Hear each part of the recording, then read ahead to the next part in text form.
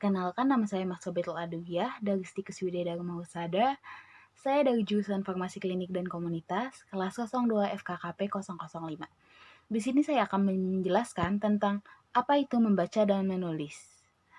Sebelum saya menjelaskan tentang apa itu membaca dan menulis, di sini saya akan menjelaskan apa saja yang akan saya bahas nanti, yaitu yang pertama ada pengertian membaca, yang kedua ada tujuan membaca, yang ketiga ada aspek-aspek dalam membaca, yang keempat yaitu ada ditinjau dari terdengar atau tidak terdengarnya suara dalam membaca. Oke, selanjutnya saya akan menjelaskan apa itu pengertian membaca. Membaca adalah suatu proses yang dilakukan serta dipergunakan oleh pembaca untuk memperoleh pesan dan informasi yang hendak disampaikan oleh penulis melalui media kata atau media tulis. Dan juga di sini saya akan menjelaskan, yaitu terdapat pada KBBI bahwa setidaknya ada 4 makna dari kata baca atau membaca. Yang pertama itu ada melihat serta memahami isi dari apa yang ditulis, bisa melisankan atau hanya di dalam hati. Yang kedua itu ada mengeja atau melafalkan apa yang tertulis. Yang ketiga itu ada mengucapkan suatu yang tertulis. Dan yang keempat itu ada memperhitungkan atau memahami suatu gambar. Nah, di sini ada juga tujuan dari membaca. Tujuan utama dalam membaca ialah untuk mencari serta memperoleh informasi atau mencakup isi, memahami makna bacaan. Nah, di sini juga ada tujuan membaca menurut Henry Gunter Tarigan, yaitu bahwa tujuan membaca tidak lain sebagai langkah memperoleh fakta, ide, mengetahui ilmu atau cerita, atau agar bisa menyimpulkan apa yang dibaca, dan juga bisa mampu mengelompokkan atau mengklasifikasikan, mampu menilai, mampu mengevaluasi, dan dapat melakukan perbandingan atau mempertentangkan dari kedua pendapat tersebut jika dibuat kesimpulan. Intinya membaca sebagai sarana untuk mendapatkan informasi. Nah, di sini juga ada aspek-aspek dalam membaca, yaitu yang pertama ada keterampilan yang bersifat mekanis atau yang dapat dianggap berada pada urutan yang lebih rendah. Aspek ini mencakup yang pertama ada pengenalan bentuk huruf, yang kedua ada pengenalan unsur-unsur linguistik seperti fonem atau graphen, kata, frase, pola klause, dan kalimat. Yang terakhir di sini ada kecepatan membaca bertaraf lambat.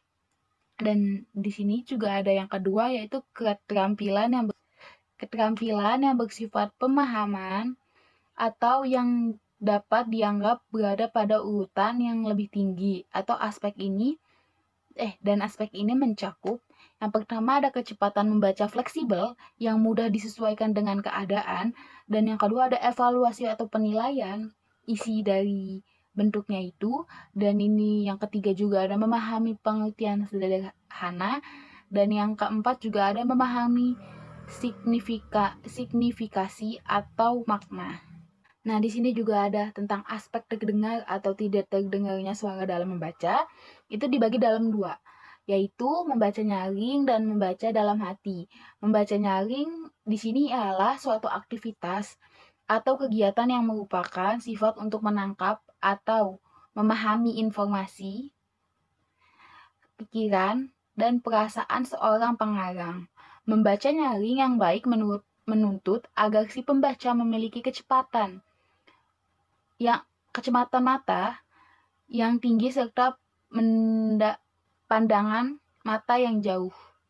Dan di sini konsep dalam membaca dalam hati ialah pada saat membaca dalam hati kita hanya menggunakan ingatan visual atau yang melibatkan pengaktifan mata dan ingatan. Tujuannya itu membaca dalam hati untuk memperoleh informasi. Nah, membaca dalam hati itu dibagi ke dalam 2 aspek, yaitu membaca ekstensif dan membaca intensif. Kalau membaca ekstensif itu ialah Membaca secara luas. Objeknya meliputi sebanyak mungkin teks dalam waktu yang sesingkat mungkin. Nah, di membaca ekstensif ini dibagi beberapa kelompok lagi, yaitu membaca survei, membaca dangkal, dan membaca sekilas. Nah, untuk yang membaca intensif ini yaitu membaca atau intensive reading, yaitu ialah studi skema, telaah teliti dan penanganan kuesioner, latihan pola-pola kalimat, latihan kosakata, dan telaah kata-kata.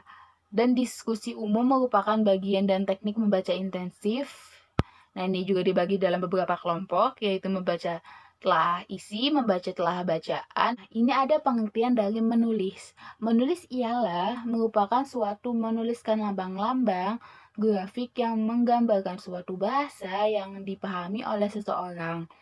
Dan ini sehingga orang lain dapat membaca lambang-lambang grafik tersebut kalau mereka memahami bahasa dan menggambarkan grafik tersebut. Menulis merupakan suatu representasi bagian dari kekuatan-kekuatan ekspresi bahasa.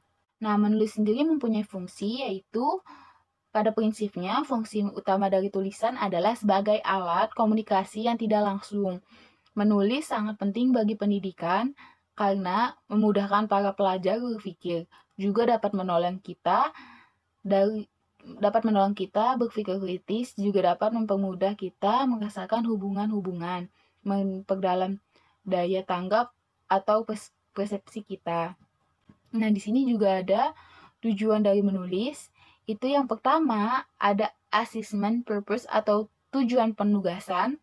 Yang kedua ada articulistic purpose atau tujuan artikulistik. Yang ketiga juga ada persuasive purpose atau tujuan persuasif.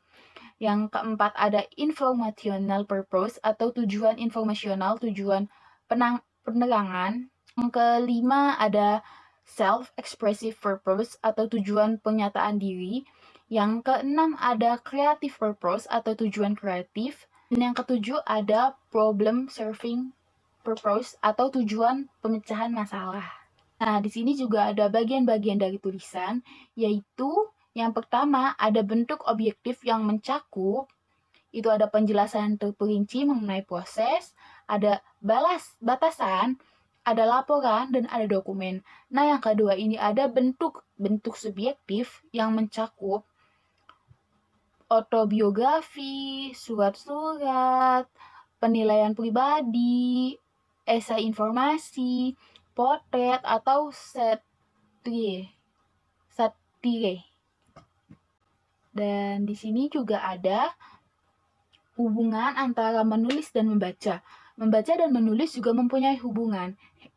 Yaitu antara penulis dan membaca terdapat hubungan yang sangat erat. Bila kita menulis sesuatu, maka pada prinsipnya kita ingin agar tulisan itu dibaca oleh orang lain. Paling sedikit dapat kita baca tersendiri pada saat lain atau pada saat waktu luang. Demikianlah hubungan antara menulis dan membaca, pada dasarnya adalah hubungan antara menulis dan pembaca. Terima kasih sudah menonton videonya. Sekian dari saya, mohon maaf bila ada salah-salah kata. Wassalamualaikum warahmatullahi wabarakatuh. Bye-bye.